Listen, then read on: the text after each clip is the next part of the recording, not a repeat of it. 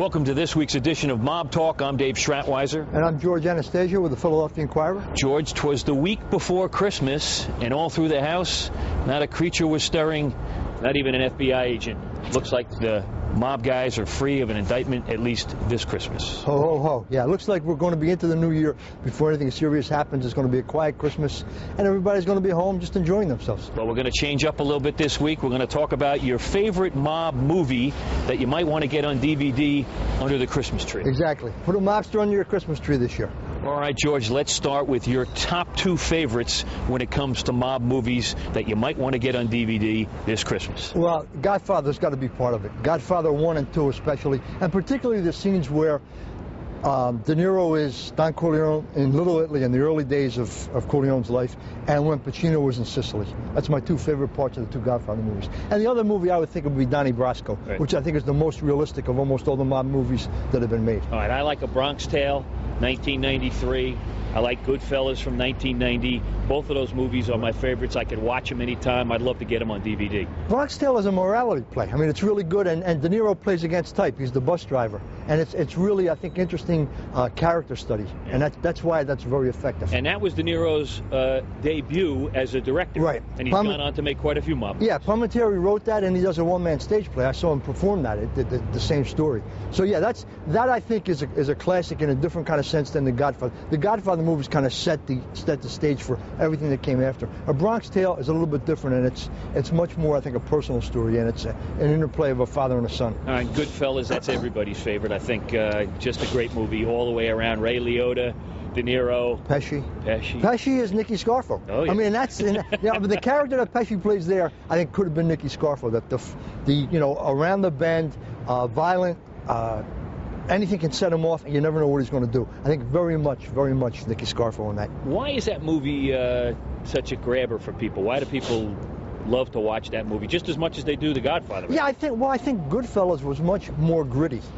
And, The Godfather was a classic. It's a great movie. But in terms of realism, I think Goodfellas captured the grittiness. And, at the end of the day, you don't win. You lose. And it's a real tough life. And I think Donnie Brasco gets into that as well. Yeah. Another movie that you don't hear mentioned much, but is one of my favorites, is The Pope of Greenwich Village, which is going way back. Right. And it's Mickey Rourke and Eric Roberts. And that's a great mob movie in terms of low-life guys trying to wheel and deal. I think that's one of the... You're beyond my years with that a little bit, but not by much. People would know that. The Pope of Greenwich Village is a really good movie.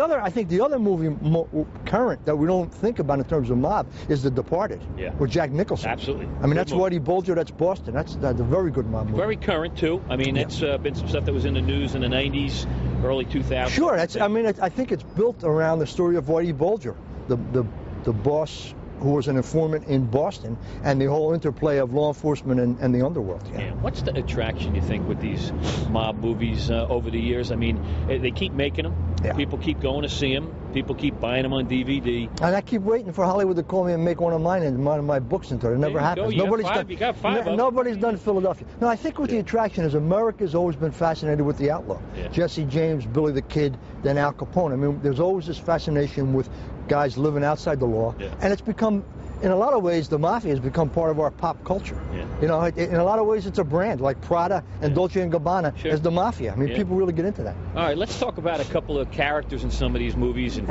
who they might remind you of. You already brought up... Pesci, definitely Nicky Scarfo in Goodfellas, I like James Caan in The Godfather. Kind of reminds me of Joey Merlino when he was a young guy running with his choke out, didn't care about the consequences. That's a good point. Absolutely good point, yeah. I mean, it is. And I think Marlon Brando in the Godfather movies is very much an Angelo Bruno kind of guy.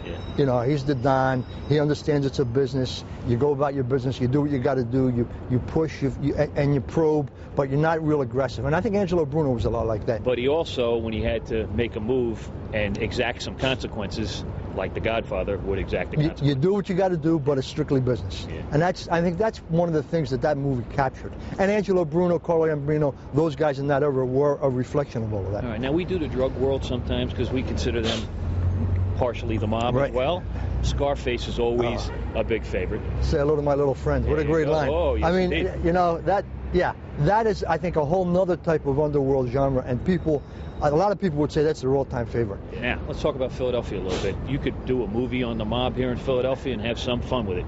I think so. Yeah. I mean, I don't think anybody's done a good movie about the Philadelphia mob and what's happened there, and especially if you combine it with Atlantic City. You got all the elements, and the characters here, from Bruno through Scarfo through Merlino, Nick Caramonte, Ronnie Previty, all those guys. They're rich. You could do a saga. You really could. All right, George, that's it for Mob Talk this week.